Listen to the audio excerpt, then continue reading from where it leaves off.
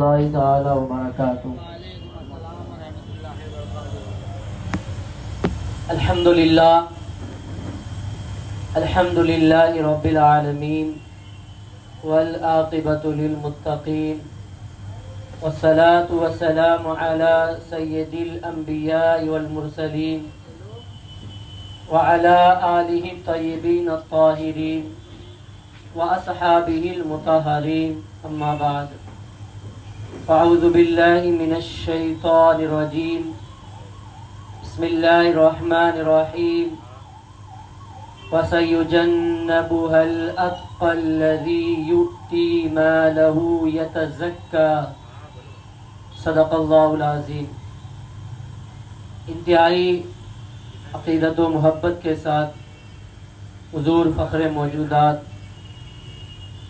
مختار کائنات، سید عالم، رحمت عالم، نور مجسم، شفیع امم، نبی مکرم، رسول محتشم، فخر آدم و بنی آدم، ارواحنا فدا، حضور احمد مجتبی محمد مصطفیٰ صلی اللہ تعالی علیہ وسلم کے دربار اقدس و اطہر میں محبتوں کے ساتھ درود پاک کا نذرانہ پیش کریں۔ اللہم صلی علی سیدنا و شفیعنا و نبینا مولانا محمد مبارک وسلم، صلاۃ و سلام علیک یا رسول اللہ۔ اصدق الصادقین، سید المتقین، چشم و گوش وزارت پہ لاکھوں سلام۔ بیاں ہو کس زبان سے مرتبہ صدیق اکبر کا، بیاں ہو کس زبان سے مرتبہ صدیق اکبر کا، کہ یار غار محبوب خدا صدیق اکبر کا۔ علی ہے اس کے دشمن اور وہ دشمن علی کا ہے، علی ہے اس کے دشمن اور وہ دشمن علی کا ہے، جو دشمن عقل کا دشمن ہوا صدیق اکبر کا۔ لٹایا گھر کئی بار رائے خدا میں اس محبت سے، لٹایا گھر کئی بار رائے خدا میں اس محبت سے، کہ لٹ لٹ کر حسن گھر بن گیا صدیق اکبر کا۔ حضرات، آج کے اس نورانی اجلاس میں امیر المومنین، خلیفۃ المسلمین، افضل البشر بعد الانبیاء، حضور سیدنا سرکار صدیق اکبر رضی اللہ تعالیٰ عنہ کی سیرت پاک کے چند گوشے آپ کے سامنے پیش کرنے کی سعادت حاصل کروں گا۔ اللہ تعالی ہمیں حق سننے اور حق پر عمل کرنے کی توفیق عطا فرمائے۔ رب تعالیٰ نے ارشاد فرمایا، وَسَيُجَنَّبُهَا الْأَتْقَى الَّذِي يُؤْتِي مَالَهُ يَتَزَكَّى۔ مفہوم آیت یہ ہے کہ وہ جہنم سے دور کر دیا گیا جو اللہ سے سب سے زیادہ ڈرنے والا ہے۔ الَّذِي يُؤْتِي مَالَهُ يَتَزَكَّى، جو اپنے مال کو اللہ کی رضا کے لیے خرچ کرتا ہے، اللہ کی خوشنودی کے لیے خرچ کرتا ہے۔ یہ آیت کریمہ سیدنا سرکار ابو بکر صدیق رضی اللہ تعالیٰ عنہ کی شان میں نازل ہوئی۔ حضرت سیدنا ابو بکر صدیق نے حضرت بلال حبشی رضی اللہ تعالیٰ عنہ پر ایک احسان فرمایا تھا۔ اس آیت کریمہ کی تفسیر میں صدر الافاضل، فخر الاماثل سیدنا سرکار نعیم الدین مراد آبادی قدس سر العزیز فرماتے ہیں کہ یہ آیت کریمہ اس وقت نازل ہوئی جب سیدنا ابوبکر صدیق نے حضرت بلال کو اس کے ظالم آقا سے خرید کر اللہ کی رضا کے لیے آزاد کر دیا۔ تو مشرکین بڑے حیرت زدہ ہوئے، تعجب کرنے لگے کہ آخر بلال کے اندر کون سی ایسی خوبی ہے، آخر بلال کے اندر کون سا ایسا کمال ہے جو حضرت ابو بکر صدیق نے بڑی رقم دے کر خریدا اور انہیں آزاد کر دیا، اور پھر ان لوگوں نے یہ باور کرانا چاہا، ان لوگوں نے یہ تاثر دینا چاہا کہ شاید ہو سکتا ہے کہ بلال کا صدیق اکبر پر کوئی احسان ہوگا، پہلے زمانے میں انہوں نے ابو بکر پر کوئی احسان کیا ہوگا، اس احسان کے بدلے میں ابو بکر نے ایک بہت بڑی رقم دے کر انہیں خریدا اور یوں ہی آزاد کر دیا۔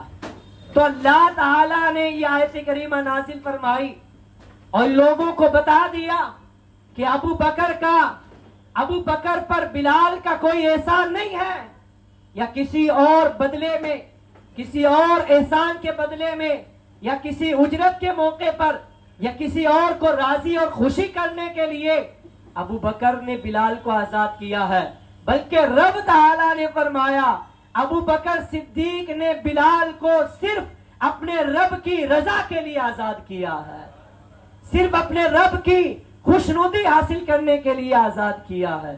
بلال کا کوئی احسان ابو بکر پر نہیں ہے۔ یہ ایک بہت بڑا کام تھا کہ ایک بہت بڑی رقم دے کر حضرت بلال جو مسلمان ہو چکے تھے اور مسلمان ہونے پر انہیں تکلیف دی جا رہی تھی، حضرت ابو بکر صدیق نے بہت زیادہ مال و دولت لٹا کر اس کے حضرت بلال حبشی رضی اللہ تعالیٰ عنہ کے ظالم آقا کو دے کر آپ نے خریدا اور اللہ کی رضا کے لیے آزاد کر دیا۔ ایک تو اس آیت کریمہ میں یہ آپ کی فضیلت معلوم ہوئی۔ دوسری فضیلت اس آیت کریمہ میں ایک لفظ ہے اتقا۔ اتقا کا مطلب ہوتا ہے سب سے زیادہ ڈرنے والا۔ یہ حضرت جانتے ہیں اس میں تفضیل کا صیغہ ہے۔ عربی زبان کے اندر جب اس میں تفضیل آتی ہے تو اس کا مطلب یہ ہوتا ہے کہ وہ سب سے زیادہ کسی خوبی یا کسی کمال کو ظاہر کر رہا ہے۔ متقی کا مطلب ہوتا ہے ڈرنے والا۔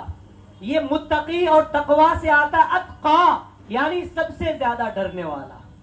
تو اس قرآن پاک کی آیت میں اللہ تعالیٰ نے ابو بکر صدیق کو سب سے بڑا پرہیزگار قرار دیا، سب سے زیادہ اللہ سے ڈرنے والا۔ تو اس امت میں سب سے پہلا متقی اور اللہ سے سب سے زیادہ ڈرنے والا اگر کوئی مسلمان ہے تو وہ سرکار صدیق اکبر ہے۔ قیامت تک صدیق اکبر سے بڑا کوئی پرہیزگار پیدا نہیں ہو سکتا۔ اور صحابہ میں بھی سب سے بڑی آپ کی فضیلت تھی۔ صحابہ کرام کے اندر بھی سب سے زیادہ مرتبہ اللہ تعالیٰ نے آپ کو دیا تھا۔ اور یہ میں اپنی طرف سے نہیں کہہ رہا ہوں، بلکہ آپ قرآن پاک کی آیت پڑھیں گے، قرآن پاک کی ایک آیت نہیں کئی آیات کے اندر رب تعالیٰ نے حضرت سیدنا ابو بکر صدیق رضی اللہ تعالیٰ عنہ کی شان کو بیان فرمایا۔ سرکار ابو بکر صدیق رضی اللہ تعالیٰ عنہ کے ذکر میں، آپ کی تعریف میں، آپ کی ثنا میں، آپ کی مدح سرائی کے اندر ایک دو آیتیں نہیں بلکہ کئی آیات قرآن پاک کی شاہد ہیں جو اس بات پر دلالت کرتی ہیں کہ حضرت ابو بکر صدیق رضی اللہ تعالیٰ عنہ مسلمانوں میں اللہ سے سب سے زیادہ ڈرنے والے تھے، اور تمام مسلمانوں میں بلکہ اس امت کے اندر، بلکہ نبیوں کے بعد، انبیاء کے بعد، رسولوں کے بعد سب سے زیادہ مرتبہ مخلوق کے اندر اگر کسی ذات گرامی کا ہے تو سرکار ابو بکر صدیق کا ہے۔ اعلیٰ حضرت امام علیہ سنت اسی آیت کریمہ کی ترجمانی فرماتے ہیں، اصدق الصادقین سید المتقین، چشم و گوشے وزارت پہ لاکھوں سلام۔ دنیا میں جتنے سچے آئے ہیں نبیوں کے بعد، جتنے سچے لوگ آئیں گے، ان سب میں سب سے زیادہ سچ بولنے والے اور سب سے بڑے صدیق اگر کوئی ہے تو سرکار ابو بکر صدیق ہے، اور سب سے زیادہ پرہیزگار کوئی ہے تو سرکار ابو بکر صدیق ہے۔ اور اس بات پر بھی تمام علماء کا اتفاق ہے، تمام علماء کا اجماع ہے کہ اس امت کے اندر تمام لوگوں میں سب سے بڑے حضرت ابو بکر صدیق ہیں۔ یہ میں نہیں کہتا بلکہ اللہ کے رسول صلی اللہ تعالی علیہ وسلم نے خود ارشاد فرمایا، ما طلعت الشمس ولا غربت इल्ला अन यकूना नबिय्यन औ कमा क़ाल नबी सल्लल्लाहु तआला अलैहि वसल्लम। सरकार ने इरशाद फरमाया कि किसी बंदे पर सूरज तुलू नहीं हुआ और किसी बंदे पर सूरज गुरूब नहीं हुआ कि वो अबू बकर से अफजल हो। यानी इस दुनिया के अंदर नबियों के बाद तमाम लोगों में सबसे अफजल कोई पैदा हुआ है तो वो सरकार अबू बकर सिद्दीक है। हजरत मोहम्मद इब्न हनफिया क़ुद्दिस सिर्रुल अज़ीज़ मौला अली के शहजादे हैं। ये मौला अली के हजरत फातिमा से नहीं बल्कि दूसरी जो आपकी ज़ौजा मोहतरमा है उनसे आपके लख्ते जिगर हैं। हजरत मोहम्मद इब्न हनफिया रहमतुल्लाह अलैह आपके वालिद गिरामी मौला अली शेर खुदा है। एक दिन आपने अपने वालिद गिरामी से पूछा, अब्बा जान बताओ कि इस उम्मत में सबसे अफजल कौन है? रसूलुल्लाह सल्लल्लाहु अलैहि वसल्लम के बाद सबसे अफजल कौन है? तो हजरत मौला अली शेर खुदा ने फरमाया अबू बकर, अबू बकर सबसे अफजल है। मैंने कहा तुम्मा मन, उनके बाद कौन अफजल है? काला उमर, कहा अबू बकर के बाद उमर सबसे अफजल है, फारूक आजम सबसे अफजल है। फिर फरमाते हैं मुझे ये डर लायक हुआ, ये खौफ हुआ कि अगर मैं अब पूछूंगा कि फिर कौन अफजल है तो जाहिर सी बात है आप उस्मान गनी का नाम लेंगे। तो मैंने सवाल न पूछकर खुद ही जवाब दे दिया और मैंने कहा आए मौला अली अब्बा जान फिर तो आप सबसे अफजल होंगे। तो मौला अली शेर खुदा फरमाते नहीं, मैं तो एक आम मुसलमान हूँ। क्या फरमाया? मैं तो एक आम मुसलमान हूँ। ये आपकी आजिज़ी थी, इनकिसारी थी, अल्लाह का खौफ था, तकवा था, परहेजगारी थी, वरना शेर खुदा को अल्लाह ने बहुत मकाम अता फरमाया। शेर खुदा मौला अली हैदर कर्रार को अल्लाह ने बहुत मकाम अता फरमाया है। शेर खुदा ने फरमाया मैं तो एक आम मुसलमान हूँ। ये उन लोगों के लिए तारीखुल खुलफा की रिवायत है। तारीखुल खुलफा खुलफाए राशिदीन की सीरत पर सबसे ज्यादा मुस्तनद और मोतबर किताब है, इसको कोई झुटला नहीं सकता। मोहम्मद इब्न हनफिया की रिवायत उस किताब के अंदर मौजूद है। पता चल गया कि हजरत मौला अली शेर खुदा ने भी मेरे आका सल्लल्लाहु ताला अलैहि वसल्लम का खलीफाए मुतलक और जानशीन जिसको बनाया था वो सरकार अबू बकर सिद्दीक हैं। आज ये लोग शिया और राफजी और नीम राफजी तफजीली जो आज इस झूठे अकीदे को वायरल करते हुए फिर रहे हैं, उन लोगों को शर्म आनी चाहिए। नारा तो मौला अली का लगाएं, नारा तो इमाम हुसैन का लगाएं, नारा तो इमाम हसन का लगाएं, लेकिन इनकी तालीमात पर अमल ना करें। हम वो नहीं है कि सिर्फ या अली अली कहकर हम मौला अली का नाम लेते रहे लेकिन उनकी तालीम पर अमल ना करें, उनके मैसेज को फॉलो ना करें, उनके पैगाम पर अमल ना करें। हम अली को भी मानते हैं, अली की बात भी मानते हैं। हम हुसैन को भी मानते हैं, हुसैन की बात भी मानते हैं। हम हसन को भी मानते हैं, हसन मुज्तबा की बात को भी मानते हैं। तुम्हारी तरह नहीं है जो सिर्फ अली का नारा तो लगाए लेकिन अली की बात ना माने। मौला अली क्या फरमाते हैं आप और रिवायतें सुन लीजिए। एक रिवायत नहीं है बल्कि जा बजा ऐसी कई अहादीस है, कई रिवायात है जिनके अंदर मौला अली शेर खुदा रज़ी अल्लाह तआला अन्हु ने सरकार अबू बकर सिद्दीक को अपना इमाम तस्लीम किया है, अपना अमीरुल मोमिनीन तस्लीम किया है। मौला अली ने तस्लीम कर लिया, तुम्हारे तस्लीम करने ना करने से कुछ बिगड़ने वाला नहीं है। मौला अली शेर खुदा रज़ी अल्लाह तआला अन्हु की जो रिवायतें हैं, दो तीन रिवायतें मैं आपको सुनाऊंगा। अल्लाह के रसूल सल्लल्लाहु तआला अलैहि वसल्लम ने जब अपनी अदालत के दरमियान इमामत के लिए सरकार तशरीफ नहीं लाते थे, जब आखिरी वक्त में सरकार का विसाल मुबारक होने वाला था उससे चंद दिन पहले सरकार अलैहिस्सलातु वस्सलाम नमाज नहीं पढ़ाते थे।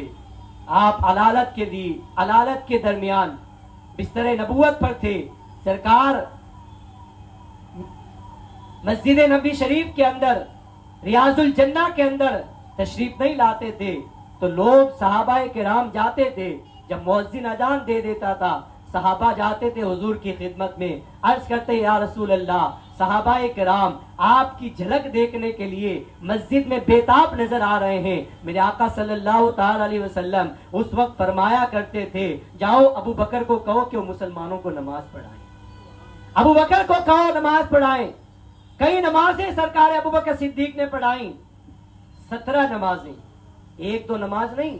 हो सकता है कोई ये कहे कि एक तो नमाज पढ़ाने के लिए सरकार ने फरमा दिया हो, लेकिन एक तो नमाज नहीं, सरकार की हयात तैयबा के अंदर, सरकार की मौजूदगी के अंदर अबू बकर सिद्दीक ने 17 नमाजें मुसलमानों को पढ़ाई। एक वक्त तो ऐसा भी आया कि सरकार ने हुक्म दिया, जाओ अबू बकर को कहो कि लोगों को नमाज पढ़ाएं। किसी ने आकर सरकार की खिदमत में अर्ज किया, रसूल अल्लाह, अबू बकर मौजूद नहीं है, उमर पढ़ा दे नमाज, उमर को हम कह दें कि वो नमाज पढ़ा दे। मेरे आका सल्लल्लाहु ताला अलैहि वसल्लम ने फरमाया, नहीं नहीं, अबू बकर के सिवा अल्लाह ताला और मुसलमान किसी और के इमामत पर मुत्तफिक नहीं है। मेरे आका ने फरमाया, अबू बकर को बुला कर लाओ, अबू बकर ही लोगों को नमाज पढ़ाएंगे, अबू बकर सिद्दीक ही लोगों को नमाज पढ़ाएंगे। यहां से क्या पैगाम मिलता है, हमें क्या तासुर मिलता है, हमें क्या अकीदा मिलता है? मेरे आका सल्लल्लाहु ताला अलैहि वसल्लम ने अपनी जाहिरी हयात के अंदर मुसलमानों को यह अकीदा दे दिया कि मेरे बाद अगर कोई मेरे मुसल्ले पर खड़े होकर नमाज पढ़ाएगा तो अबू बकर सिद्दीक नमाज पढ़ाएंगे। लिहाजा सरकार ने दीन के मामले में अबू बकर सिद्दीक को अपना इमाम, अबू बकर सिद्दीक को लोगों का इमाम बना दिया, तो सहाबाए किराम ने दुनियावी तौर पर अपना अमीर बनाने के सिलसिले में भी अबू बकर सिद्दीक को अपना इमाम बना दिया, और ये तमाम सहाबा ने इत्तफाक किया था। आज जो गलत अकीदा फैलाया जाता है कि मौला अली की खिलाफत को छीन लिया गया, ये सरासर झूठ है, इल्जाम है, बोतान है। मौला अली शेर खुदा रज़ी अल्लाह ताला अन्हु ने तो खुद हजरत सैयदना सिद्दीक अकबर के पीछे नमाजें पढ़ी। अगर वो आपकी खिलाफत को छीन लेते और आपकी खिलाफत पर कब्जा कर लेते तो हरगिज मौला अली उनके पीछे नमाज नहीं पढ़ते। मौला अली ने उनके पीछे नमाज पढ़ी, पता चला मौला अली ने भी उन्हें अपना खलीफा तस्लीम किया था, और मेरे आका सल्लल्लाहु अलैहि वसल्लम ने फरमाया था वैसा ही हुआ, क्योंकि सरकार ने जो फरमा दिया वही होने वाला है। क्योंकि फरमाने खुदा और फरमाने रसूल कभी बदलने वाला नहीं है कौले मोहम्मद, कौले खुदा। फरमान न बदला जाएगा, बदलेगा जमाना लाख, मगर कुरान न बदला जाएगा।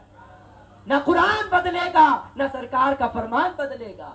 मेरे आका ने जो फरमा दिया वही होकर रहेगा, और जो अल्लाह ने फरमा दिया वही होकर रहेगा। कुरान और हदीस को कोई नहीं बदल सकता, चाहे लोग कितनी कोशिश कर लें हदीस को बदलने की, कुरान को बदलने की, लेकिन कोई नहीं बदल सकता।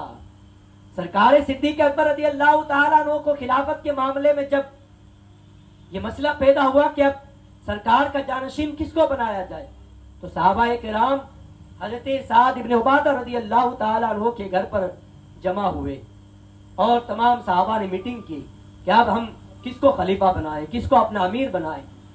तो अलग अलग लोगों ने मशवरे दिए, लेकिन हजरत ज़ैद बिन साबित रज़ी अल्लाह ताला अन्हु फरमाते हैं, आए लोगों, तुम्हें ये याद रखना चाहिए कि हमारे आका सल्लल्लाहु ताला अलैहि वसल्लम मुहाजिरीन में से थे। मुहाजिर उसको कहा जाता है जो मक्का से हिजरत करके मदीना आया, मक्का से हिजरत करके जो मदीना आया उसे मुहाजिर कहा जाता है, और जो पहले से मदीने में रहते थे उन्हें अंसार कहा जाता है। तो सरकार मुहाजिर है, तो सरकार मुहाजिर थे, तो अब सरकार का खलीफा भी मुहाजिरीन में से ही बनेगा। ये कहकर आपने हजरत अबू बकर सिद्दीक का हाथ पकड़ा और आपके हाथ पर बैत कर दी, और लोगों को बता दिया कि मैंने बैत कर ली है, अब तुम लोग भी अबू बकर सिद्दीक को अपना इमाम बना लो, आपके हाथ पर बैत कर लो। चुनांचे लोगों ने एक एक करके, सब ने, पूरी मजलिस ने हजरत अबू बकर सिद्दीक के हाथ पर बैत कर ली। सरकार सिद्दीक अकबर मिंबर पर तशरीफ लाए, आपने मजमे में देखा हजरत जुबैर नहीं थे, तो आपने फरमाया जुबैर को बुलाओ। जब हजरत जुबैर रज़ी अल्लाह ताला अन्हु तशरीफ लाए, हजरत सैयदना अबू बकर सिद्दीक रज़ी अल्लाह ताला अन्हु ने फरमाया, अय जुबैर, मुझे तुमसे ये उम्मीद है कि तुम रसूलुल्लाह सल्लल्लाहु अलैहि वसल्लम के फूफीजात भाई हो, मुझे उम्मीद है कि तुम इस्लाम को फैलाने में मेरी मदद करोगे। तो हजरत जुबैर ने आपको खलीफा मान लिया और आपके हाथ पर बैत की। फिर आपने फरमाया मौला अली भी मजमे में नजर नहीं आ रहे हैं, आपको भी बुलाया जाए। जब सैयदना शेर खुदा हैदर कर्रार मौलाए कायनात करमल्लाहु ताला वजहुल करीम तशरीफ लाए, حضرت ابو صدیق نے فرمایا اے علی تمہارا کیا خیال ہے, تم کیا کہتے ہو؟ میں تو تم سے یہی امید رکھتا ہوں کہ تم اسلام کو کمزور ہونے میں بچانے کے اندر میری مدد کرو گے. مولا علی نے یہ نہیں کہا نہیں نہیں میں خلیفہ ماننے والا نہیں ہوں, میں آپ کو امام نہیں مانوں گا.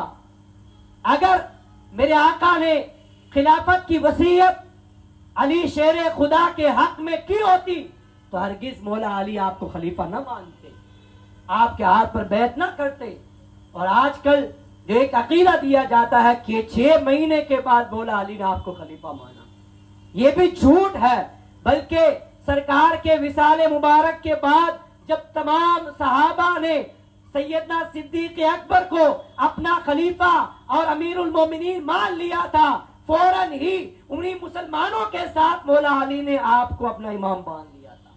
6 یا 7 مہینے کے بعد نہیں, اسی دن مولا علی نے بھی آپ کو اپنا امام مان لیا اور فرما دیا قدمک رسول اللہ صلی اللہ علیہ وسلم فمن الذی یؤخرک.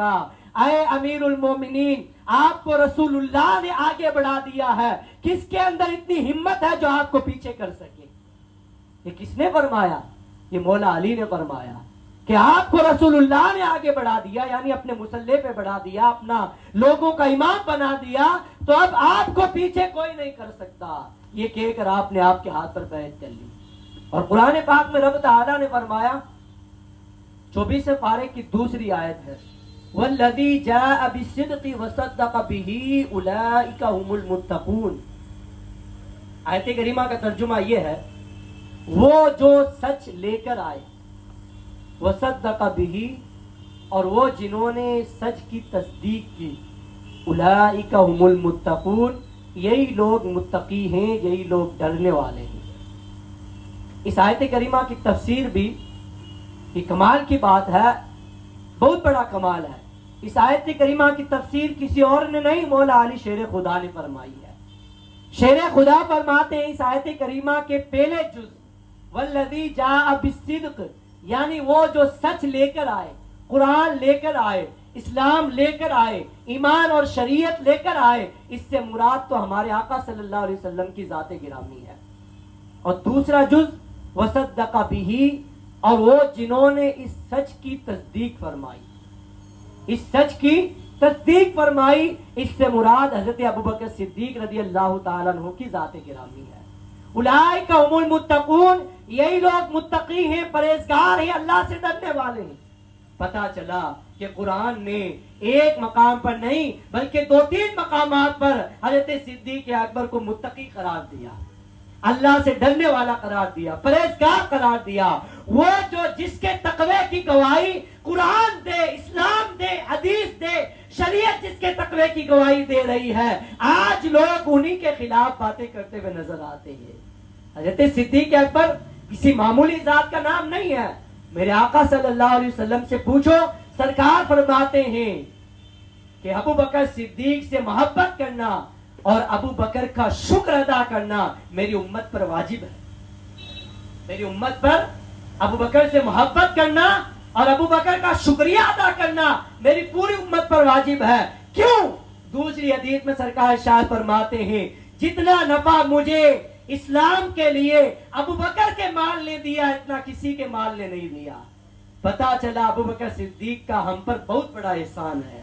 اس احسان کے بدلے میں سرکار نے فرمایا ان سے محبت کرنا اور ان کا شکریہ ادا کرنا پوری امت پر واجب ہے, پوری امت پر واجب ہے. اور ایک روایت کے اندر آتا ہے, صحابہ کرام فرماتے ہیں کہ جب تم اپنی مجلس کے اندر کسی کا تذکرہ کرو تو ابو بکر کا ذکر بھی کر لیا کرو, ابو بکر کا ذکر بھی کر لیا کرو. مجلس چاہے کسی کی بھی ہو, چاہے کسی کا بھی عرس ہو, چاہے کسی کا بھی دن ہو, لیکن ساتھ ساتھ میں تم ابو بکر کا بھی ذکر کر لیا کرو, کیونکہ یہ یار غار مصطفیٰ ہیں, یار غار مصطفیٰ ہیں. میرے آقا نے ایک حدیث پاک میں فرمایا یا ابا بکر انت صاحبی فی الغار و صاحبی علی الحوض, اے ابو بکر تم غار میں میرے ساتھی رہے, انشاءاللہ تم حوض کوثر پر بھی میرے ساتھ رہو گے. سرکار نے ارشاد فرمایا.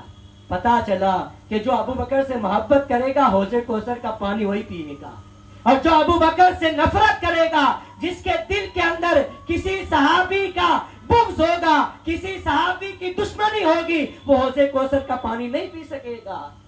حوض کوثر پر تو ابو بکر صدیق رہیں گے, ظاہر سی بات ہے ابو بکر صدیق رہیں گے تو حوض کوثر پر وہی جائے گا جو صدیق اکبر سے محبت کرنے والا ہوگا. حضرت ابو بکر صدیق کی یہ ذات گرامی ہے کہ آپ تمام صحابہ کی سیرت پڑھ لیں, ان کی سیرت کا مطالعہ کر لیں, آپ ان کے اسلام لانے سے پہلے کا زمانہ دیکھ لیں. بہت سارے صحابہ آپ کو ایسے ملیں گے جنہوں نے اسلام لانے سے پہلے گناہ کیے, اسلام لانے سے پہلے انہوں نے بہت ساری برائیوں کے اندر ملوث تھے, لیکن اسلام لانا تمام برائیوں کو مٹا دیتا ہے. مسلمان ہو جانا پچھلی تمام برائیوں کو مٹا دیتا ہے. تو تمام صحابہ یا اکثر صحابہ جو بعد میں اسلام لائے, ان کی سیرت سے آپ کو یہ پتا چلے گا کہ ان کی جو اسلام لانے سے پہلے کی زندگی ہے, زمانہ جاہلیت کی زندگی ہے, اس کو ہم دیکھیں گے تو ہمیں برائی نظر آئے گی. لیکن حضرت ابو بکر صدیق رضی اللہ تعالیٰ عنہ اور مولا علی, یہ دو ایسے صحابہ ہیں جن کی اسلام لانے سے پہلے کی زندگی بھی صاف ستھری ہے اور اسلام لانے کی زندگی بھی صاف ستھری ہے. اعلیٰ حضرت امام اہل سنت اپنے رسالہ مبارکہ تنزیہ المکانۃ الحیدریہ میں فرماتے ہیں کہ پہلے صحابہ کرام جب اسلام نہیں لائے تھے, سرکار نے اعلان نبوت نہیں فرمایا تھا, تو بت پرستی کر لیتے تھے, بتوں کو پوج لیتے تھے, اللہ کے علاوہ کسی اور کو سجدہ بھی کر دیتے تھے. لیکن حضرت ابو بکر صدیق وہ ذات گرامی ہیں کہ آپ نے اسلام لانے سے پہلے بھی کبھی بتوں کی پوجا نہیں کی, اسلام لانے سے پہلے بھی آپ کبھی بت خانہ نہیں گئے. اعلیٰ حضرت فرماتے ہیں کہ بچپن کا واقعہ آپ کا, آپ بہت چھوٹے تھے, آپ کے والد گرامی حضرت ابو قحافہ اس وقت وہ بھی ایمان نہیں لائے تھے, بات نہیں مان لائے, آپ کو لے کر بت خانہ گئے اور وہاں جا کر کہا هذه هلاءتك السم العلا فاسجد لها, اے ابو بکر یہ تمہارے خدا ہیں, ان کو تم سجدہ کرو. یہ کہہ کر آپ باہر چلے گئے. حضرت ابو بکر صدیق ابھی اسلام نہیں لائے ہیں, بچپن کا عالم ہے, آپ بتوں کے سامنے آئے اور کہا کہ تم اگر خدا ہو تو میرے پاس کپڑے نہیں ہیں, مجھے کپڑے دو. اب وہ کیا جواب دیتے؟ پھر آپ نے فرمایا انی عارن فاکسنی, کپڑے نہیں ہیں مجھے کپڑے دو. اور دوسری مرتبہ آپ نے فرمایا میں بھوکا ہوں, مجھے کھانا کھلاؤ. پھر بھی وہ کوئی جواب انہوں نے نہیں دیا. پھر آپ نے ایک پتھر اٹھایا اور مار کر ان کو توڑ دیا. فرمایا میں تم کو مار رہا ہوں, تم کو نقصان پہنچا رہا ہوں, اگر تم خدا ہو تو اپنی حفاظت کرو. تو اس سے بھی جو ہے کوئی جواب نہیں دیا. اتنے میں آپ کے والد گرامی اندر آئے, حال دیکھا کہ سب یہاں تو تہس نہس ہے. آپ نے ایک تماچا مارا اور پکڑ کر آپ کی والدہ کے پاس لے آئے, کہا دیکھو تیرے بیٹے نے آج کیا حال کیا.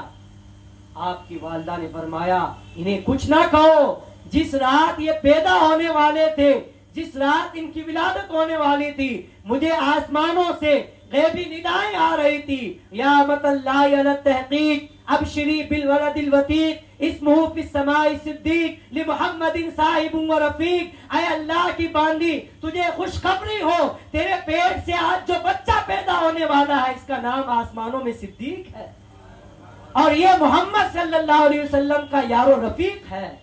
یہ آسمانوں سے ندائیں آ رہی تھی. تو پتا چلا کہ آپ کی پہلی زندگی تھی وہ بھی صاف ستھری, آپ کی بعد والی زندگی بھی صاف ستھری ہے. اور عشق رسول صلی اللہ تعالی علیہ وسلم میں بھی آپ کا کوئی جواب نہیں. صحابہ کرام کے اندر سب سے زیادہ ٹوٹ کر سرکار سے محبت کرنے والے حضرت ابو بکر صدیق, سب سے زیادہ حضور سے عشق کرنے والے سرکار ابو بکر صدیق. آپ نے واقعہ بار بار سنا ہوگا کہ آپ کے بیٹے حضرت عبد الرحمن جو مشرکین کی طرف سے جنگ بدر کے اندر لڑنے آئے تھے, اب ایمان نہیں لائے تھے.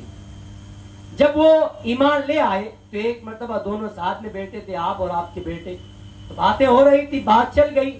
تو آپ کے بیٹے حضرت عبد الرحمن ابن ابو بکر نے عرض کی حضور ابا جان جنگ بدر میں آپ میری تلوار کی زد میں کئی مرتبہ آ گئے تھے, لیکن میں نے آپ کو باپ سمجھ کر چھوڑ دیا, مارا نہیں. حضرت ابو بکر صدیق فرماتے ہیں عشق دیکھو, محبت دیکھو. آج لوگ کہتے ہیں نا بد عقیدہ اگر ہمارا رشتہ دار ہے تو کیا کریں, رشتہ داری نبھانی پڑتی ہے. ان لوگوں کو حضرت ابو بکر صدیق سے سبق حاصل کرنا چاہیے.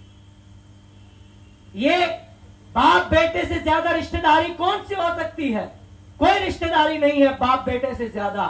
لیکن حضرت ابوبکر صدیق نے فرمایا بیٹا کان کھول کر سن لو، وہ تم تھے کہ تم نے مجھے باپ سمجھ کر چھوڑ دیا، مجھے مارا نہیں. اگر تم میری تلوار کی زد میں آ جاتے تو میں تمہیں چھوڑتا نہیں بیٹا سمجھ کر، بلکہ میں تمہیں دشمن رسول سمجھ کر مار دیتا. میں تمہیں دشمن رسول اور دشمن خدا سمجھ کر تمہیں مار دیتا، کیونکہ میرا عشق، میری محبت یہ گوارا نہیں کرتی کہ میرا بیٹا حضور کا دشمن ہو اور زندگی گزارنے کے لائق ہو. میں تجھے دشمن خدا اور رسول سمجھ کر مار دیتا، تجھے چھوڑتا نہیں. یہ آپ کا عشق رسول ہے اور آپ کی محبت مصطفیٰ ہے. اور یہ تو ہوئی جان اور مال وغیرہ کے ذریعے بھی آپ نے کس طرح اپنے محبت رسول کا مظاہرہ کیا. مال سے بھی آپ نے محبت رسول کا مظاہرہ کیا. حضرت فاروق اعظم رضی اللہ تعالیٰ عنہ فرماتے ہیں کہ میں نے بہت مرتبہ کوشش کی کہ میں نیکیوں کے اندر ابوبکر سے آگے بڑھ جاؤں. آج ہمارا حال کیا ہے؟ آج کا مسلمان نیکیوں کے اندر آگے بڑھنے کی کوشش نہیں کرتا کہ فلاں 5 وقت کی نماز پڑھتا ہے تو میں اس کے ساتھ ساتھ تہجد بھی شروع کر دوں تاکہ اس سے نیکی میں آگے بڑھ جاؤں. فلاں صرف رمضان کے روزے رکھتا ہے تو میں نوافل روزے شروع کر کے نیکیوں میں آگے بڑھ جاؤں. فلاں صدقہ و خیرات اتنا دیتا ہے تو میں اس سے زیادہ دے کر نیکیوں میں آگے بڑھ جاؤں. یہ ہمارا آج حال نہیں ہے. آج کے مسلمان کا حال کیا ہے؟ فلاں مہینے کے 1 لاکھ کماتا ہے تو میں کسی طرح مہینے کے 2 لاکھ کما لوں. فلاں مہینے کے 2 لاکھ کماتا ہے تو میں کسی طرح چاہے حلال طریقے سے یا حرام طریقے سے کسی طریقے سے میں مال و دولت میں آگے بڑھ جاؤں. آج ہمارا حال یہ ہے. لیکن صحابہ کا حال دیکھیں، صحابہ کی سیرت دیکھیں، مال کے اندر آگے بڑھنے کی کوشش کبھی نہیں کی، بلکہ حضرت فاروق اعظم خود فرماتے ہیں میں ہر وقت اس کوشش پہ لگا رہتا تھا کہ میں ابوبکر صدیق سے نیک کاموں میں آگے بڑھ جاؤں، اچھے کاموں میں آگے بڑھ جاؤں، نیکیوں میں سبقت لے جاؤں. ایک مرتبہ ایسا ہوا کہ غزوہ تبوک کے موقع پر جو جیش الاسرت تھا، یعنی وہ تنگی کا سال تھا اور اس وقت جو لشکر تیار کیا گیا وہ تنگی کا لشکر تھا. صحابہ کرام کے پاس غربت کا زمانہ تھا، کسی کے پاس مال و دولت نہیں تھا، بہت کم صحابہ کے پاس مال و دولت تھا. اللہ کے رسول صلی اللہ علیہ وسلم نے فرمایا صحابہ سے کہ جاؤ، جس کے پاس جو مال ہے لاؤ، اللہ کی راہ میں خیرات کرو تاکہ جنگ تبوک کے لیے مال جمع کیا جائے. صحابہ کے پاس جو تھا سب نے سرکار کے قدموں میں لا کر ڈال دیا. حضرت فاروق اعظم فرماتے اتفاق سے میرے پاس بہت زیادہ مال تھا. میں نے کہا ہے عمر، اگر نیکیوں کے اندر ابوبکر سے آگے بڑھنا تمہارے لیے ممکن ہے تو آج کا دن ہے. آج تم بہت زیادہ مال اللہ کی راہ میں خیرات کر کے ابوبکر سے نیکیوں میں آگے بڑھ جاؤ گے. حضرت فاروق اعظم فرماتے یہ سوچ کر میں گھر گیا، اپنے مال کو 2 حصوں میں ڈیوائیڈ کیا. ایک مال اپنے بال بچوں کے لیے چھوڑ دیا ایک حصہ، اور ایک حصہ سرکار کے قدموں میں لا کر ڈال دیا. سرکار نے فرمایا عمر اپنے گھر والوں کے لیے کیا چھوڑ کر آئے ہو؟ میں نے عرض کیا رسول اللہ آدھا مال آپ کی خدمت میں لایا ہوں، آدھا مال بال بچوں کے لیے چھوڑ آیا ہوں. اتنے میں دیکھا سرکار نے کہ ابوبکر صدیق اپنا مال لے کر آ رہے ہیں. میرے آقا صلی اللہ علیہ وسلم کے قدموں میں لا کر حضرت صدیق اکبر نے اپنا مال ڈال دیا. ابوبکر صدیق رضی اللہ تعالیٰ عنہ سے سرکار نے ارشاد فرمایا اے ابوبکر اپنے بال بچوں کے لیے اپنے گھر پر کیا چھوڑ کر آئے ہو؟ ابوبکر صدیق فرماتے ہیں یا رسول اللہ گھر میں جتنا مال تھا سب کچھ جمع کر کے آپ کی خدمت میں لے آیا ہوں. عمر فاروق تو آدھا چھوڑ کر آئے، آدھا خدمت میں لائے ہیں. ابوبکر صدیق فرماتے ہیں گھر میں اللہ اور اس کے رسول کا نام چھوڑ کر آیا ہوں، سب مال جمع کر کے آپ کی خدمت میں لے آیا ہوں. حضرت فاروق اعظم فرماتے ہیں میں نے ٹھان لیا اور اپنے دل سے کہہ دیا اے عمر اب تجھے کبھی ممکن نہیں ہے کہ تو ابوبکر سے نیکیوں میں آگے بڑھ جائے. آج کے دن اگرچہ ابوبکر صدیق کے پاس اتنا زیادہ مال نہیں ہے، لیکن گھر والوں کی فکر نہیں کی، بال بچوں کی فکر نہیں کی، گھر بار کیسے چلے گا اس چیز کی فکر نہیں کی، بلکہ سارا مال جھاڑو دے کر آپ سب جمع کر کے سرکار کی خدمت میں لے آئے. میرے آقا صلی اللہ تعالی علیہ وسلم بہت خوش ہوئے. ڈاکٹر اقبال اسی لیے تو کہتے ہیں پروانے کو چراغ اور بلبل کو پھول بس، صدیق کے لیے اللہ کا رسول بس. صدیق اکبر اپنے گھر میں اللہ اور اس کے رسول کا نام چھوڑ کر آئے ہیں. یہ مال کے ذریعے آپ نے سرکار کی بارگاہ میں محبت کا اظہار کیا اور پھر جان کا نذرانہ بھی دیا. جان کا نذرانہ، کہ جان انسان کو سب سے زیادہ قیمتی اور پیاری ہوتی ہے. ایک انسان اپنی جان سے، اپنی جسم و جسمانیت سے، اپنی روح سے کتنی محبت کرتا ہے. اپنی زندگی سے ہر انسان محبت کرتا ہے، لیکن حضرت ابوبکر صدیق نے اس زندگی کو بھی سرکار کے قدموں میں قربان کر دیا. اللہ نے ارشاد فرمایا الا تنصروه فقد نصره الله اذ اخرجه الذين كفروا ثاني اثنين اذ هما في الغار اذ يقول لصاحبه لا تحزن ان الله معنا. اللہ تعالیٰ نے ارشاد فرمایا، آیت کریمہ کا مفہوم یہ ہے کہ اے لوگوں، اگر تم اللہ کی مدد نہ کرو تو اللہ اس کے رسول صلی اللہ تعالی علیہ وسلم کے صحابہ کے ذریعے اور اللہ تعالیٰ اپنے خاص بندوں کے ذریعے اپنے دین کی مدد لے لے گا. اللہ کی مدد کر دیں گے وہ لوگ. یہ آیت کریمہ کا مفہوم ہے. اذا خرجوا الذين كفروا. اس آیت کریمہ کا ترجمہ بہت لوگوں نے غلط کیا ہے کہ جب حضور کو مکے سے نکالا گیا. یہاں توہین کا لفظ ہے، نکالنا توہین کا لفظ ہے، کوئی نہیں نکال سکتا. اللہ کے رسول صلی اللہ تعالی علیہ وسلم پوری کائنات کے بادشاہ ہیں اور بادشاہ کو کائنات سے کوئی نہیں نکال سکتا. یہ ترجمہ سب نے کیا، حالانکہ ظاہری ترجمہ یہی ہوتا. اذا اخرجوا الذين، اخرجا کا مطلب ہوتا ہے نکالنا.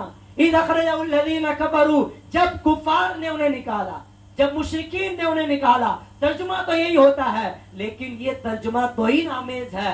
آئیے ترجمہ دیکھو بریلی کے تاجدار کا، امام عشق و محبت کا ترجمہ. اعلیٰ حضرت فرماتے ہیں جب مشرکین کی شرارتوں کی وجہ سے انہیں نکلنا پڑا، جب نکالا نہیں، جب مشرکین کی شرارتوں کی وجہ سے میرے آقا کو مکے سے نکلنا پڑا. اذا خرجوا الذين كفروا ثاني اثنين اذ هما في الغار.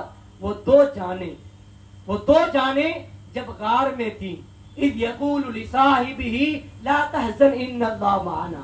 تو رسول نے اپنے ساتھی سے کہا، اپنے صحابی سے کہا ڈرو مت، اللہ ہمارے ساتھ ہے. یہ آیت کریمہ ہے.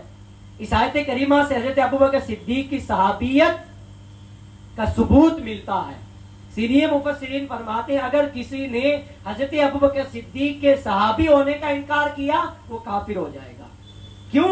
اس لیے کہ صدیق اکبر کی صحابیت قرآن سے ثابت ہے، اور جس نے صحابیت کا انکار کیا گویا کہ اس نے قرآن کا انکار کیا، اور جس نے قرآن کا انکار کیا وہ کافر ہو جائے گا.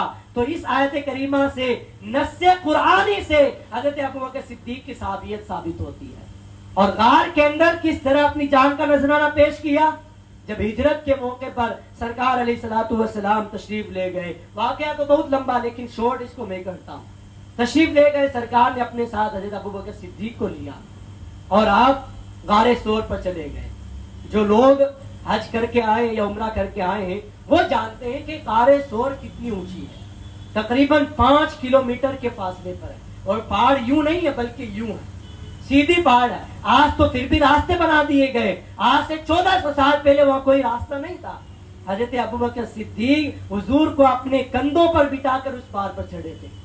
اپنے کندھوں پر حضور کو بٹھا کر اس پہاڑ پر چڑھے تھے جب ہجرت کا موقع آیا تھا. 3 دن اس پہاڑ میں رہے اور آپ نے اندر جا کر پہاڑ اس غار کے اندر جو سوراخ تھے، سانپ وغیرہ کے بل تھے، ان کو بند کیا. ایک سوراخ باقی رہ گیا تھا، وہاں پر آپ نے اپنی ایڑی رکھ دی اور سرکار علیہ الصلوۃ والسلام حضرت ابوبکر صدیق کے زانوں پر سر رکھ کر آرام فرما رہے ہیں. اندر ایک سانپ تھا جو بار بار حضرت ابوبکر صدیق کو ڈنک مار رہا تھا. آج اگر ہمیں ایک مچھر بھی کاٹ لے ہم پورا جسم ہلا دیتے ہیں، لیکن حضرت صدیق اکبر کو مچھر نہیں سانپ ڈس رہا تھا. ایک بار نہیں کئی مرتبہ اس نے ڈس مارا، لیکن آپ نے اپنے پیر کو جنبش بھی نہیں دی. زہر اتنا صلاحیت کر گیا کہ آپ کے اس زہر کی وجہ سے، اس تکلیف کی وجہ سے آنکھ سے آنسو جاری ہو گئے. سرکار علیہ الصلوۃ والسلام بیدار ہوئے, ارشاد فرمایا ابو بکر کیوں رو رہے ہو؟ عرض کیا یا رسول اللہ, اس بل کے اندر, اس سوراخ کے اندر ایک سانپ ہے جس نے کئی مرتبہ مجھے ڈنک مارا.